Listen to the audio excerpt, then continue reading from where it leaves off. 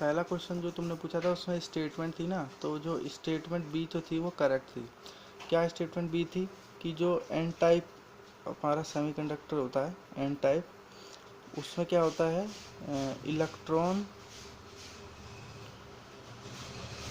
Major होते हैं, उसमें मेजॉरिटी इलेक्ट्रॉन की होती है और उसमें पेंटावेलेंट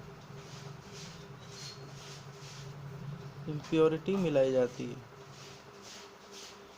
अब क्यों पेंटावेलेंट क्यों मिलाई जाती है, देखो हमारा जो सेमीकंडक्टर होता है वो दो होते हैं,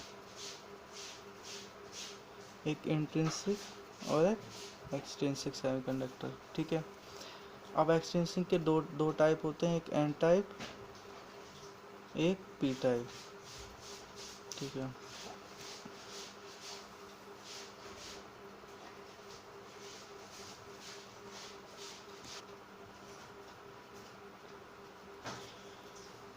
अब देखो इंट्रिंसिक जो होते हैं वो क्या होते हैं, वो होते हैं टेट्रावेलेंट अपने क्रिस्टल। टेट्रावेलेंट क्रिस्टल मतलब जिसकी वैलेंसी 4 होती है, ठीक है।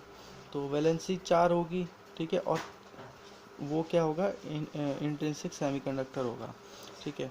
तो ये प्योर होते हैं, तो ये क्या होगा, इंट्रिंसिक सेमीकंडक्टर होते हैं। इनकी वैलेंसी कितनी होती है, 4, ठीक है। इसको इसको बोलते हैं टेट्रावेलेंट क्रिस्टल, ठीक है। अब हमें ये पता है कि इंट्रिंसिक को ही उसमें हम इम्प्योरिटी मिला के क्या बनाते हैं, एन टाइप और पी टाइप बनाते हैं, ठीक है। अब देखो एन टाइप कैसे बनता है, ये देखो, अब इसकी वैलेंसी 4 है, तो बेस मटेरियल तो यही होता है ना, इसी में हम इम्प्योरिटी मिलाते हैं तब एन टाइप बनता है। तो बेस मटेरियल मैं इधर बनाता हूँ, देखो इसको क्रॉस से डिनोट कर दो, 1 2 3 4, ठीक है। ये अपना ये हो गया इंट्रिंसिक वाला। अब इसमें इम्प्योरिटी हम डालेंगे पेंटावेलेंट, ठीक है। पेंटावेलेंट मतलब इसकी 5 वैलेंसी हो, ठीक है। तो वो सर्कल से डिनोट कर देता हूँ मैं, 1 2 3 4, ठीक है। 4 ने तो इसके साथ बॉन्ड बना लिया, ये बन गए, एक खाली हो जाता है ये, तो इसका मतलब एक इलेक्ट्रॉन इसमें बच गया। वैलेंसी मतलब इलेक्ट्रॉन समझ लो, ठीक है। इसकी 4 होती है तो 4 मैंने क्रॉस बनाए थे, इसके 5 पेंटावेलेंट अगर इसमें इम्प्योरिटी डालेंगे तो 5 आएंगे इलेक्ट्रॉन, ठीक है। तो एक एक एक एक, ये सब 4 तो इसके साथ बॉन्डिंग में आ गए, एक बच गया, ठीक है। तो इसी तरह और इम्प्योरिटी मिलाते रहेंगे तो और इलेक्ट्रॉन आते रहेंगे आते रहेंगे, तो वो एन टाइप बन जाएगा और उसमें मेजॉरिटी क्या हो जाएगी, इलेक्ट्रॉन की, ठीक है, ये -4। तो ये हो गया। अब पी टाइप बनाने के लिए क्या करते हैं, ट्राइवेलेंट डालते हैं। ट्राइवेलेंट मतलब 3 वाला, देखो 1 2 3 4, ये अपना बेस हो गया, ये वाला इंट्रिंसिक वाला। अब इसमें इम्प्योरिटी डालेंगे ट्राइवेलेंट मतलब 3 इलेक्ट्रॉन वाला, 1 2 3, तो ये इससे कनेक्ट हो गया, एक बच गया, तो यहाँ एक होल बच गया। इसी तरह और इम्प्योरिटी डालेंगे तो और होल आते रहेंगे आते रहेंगे आते रहेंगे, ठीक है। तो पी टाइप बन जाएगा, इस तरह से बनते हैं। तो क्यों समझ आया क्यों बी स्टेटमेंट क्यों अपनी सही है। सेकंड क्वेश्चन,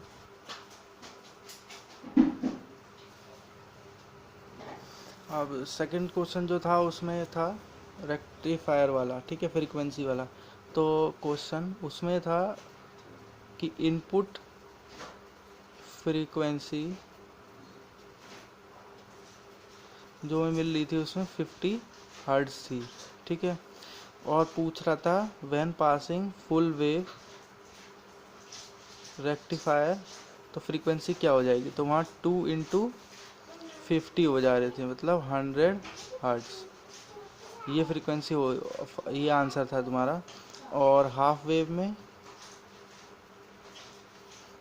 जो सेम रह रही थी 50 हर्ट्ज सेम।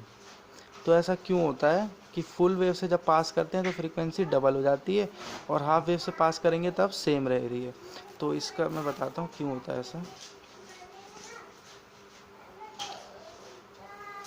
ठीक है। तो सपोज करो ये इनपुट वैल्यू है, मतलब इनपुट फ्रीक्वेंसी हमारी है ना। और इस फर्स्ट केस में फुल वेव से पास कर रहे हैं हम, सेकंड वेव में, सेकंड केस में हाफ वेव से पास कर रहे हैं।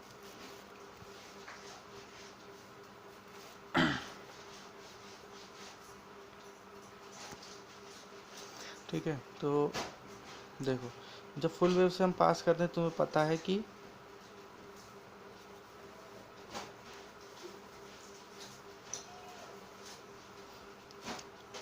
ऐसे बनती है,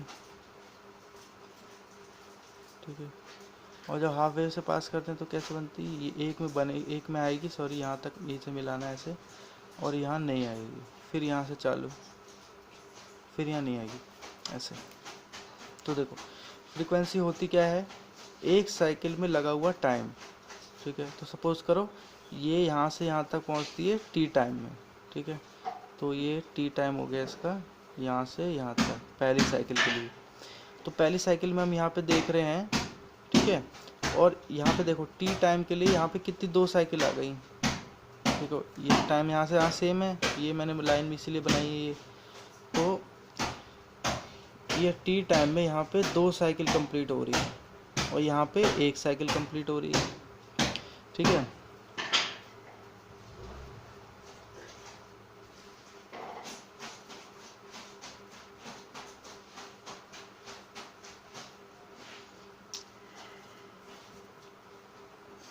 यहाँ पे देखो 2 साइकिल कैसे हैं कि यहाँ पे 2 साइकिल, क्योंकि ये तो 1 साइकिल है, ठीक है। जहाँ से बढ़ना स्टार्ट होता है वहाँ 1 साइकिल हो जाती है, देखो अब यहाँ देखो कंप्लीट है, फिर यहाँ दोबारा से बढ़ना स्टार्ट हुआ है, तो इसका मतलब ये 1 साइकिल हो गई। अब यहाँ पे 2 साइकिल है, यहाँ भी बढ़ रहा है और यहाँ भी बढ़ रहा है, तो 1 साइकिल ये हो गई और एक ये हो गई, ठीक है।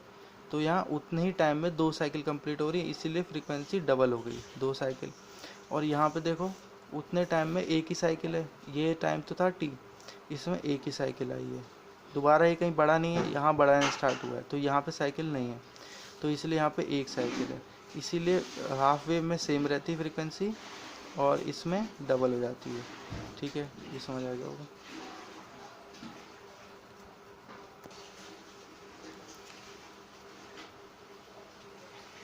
नेक्स्ट क्वेश्चन जो था वो था 10 वोल्ट, जो मैंने बता भी दिया था, एक बार फिर बता देता हूँ, कोई ये थे अपने डायोड और यहाँ पे ये अर्थिंग हो रखी थी, ठीक है। तो यहाँ पे पोटेंशियल ज़्यादा है, क्यों पता है, क्योंकि अर्थिंग में हमेशा पोटेंशियल कम होता है, यहाँ हाई से लो पे जाएगा, ठीक है। तो करंट यहाँ से यहाँ मूव करना स्टार्ट होगा, ये हो गई डायरेक्शन करंट की, ठीक है। और करंट की डायरेक्शन कहाँ से कहाँ होती है, ठीक है। उस हिसाब से ये पॉजिटिव से ये नेगेटिव टर्मिनल हो गया, क्योंकि करंट की डायरेक्शन से हमको पता चला पॉजिटिव से नेगेटिव जाता है, तो और ये होता है पी और ये होता है एन, तो पी किससे कनेक्ट है, पॉजिटिव से, ठीक है। तो इसलिए क्या हो गया, फॉरवर्ड बाइस में हो गया। और नेक्स्ट क्वेश्चन यहीं बता देता हूँ, जो क्या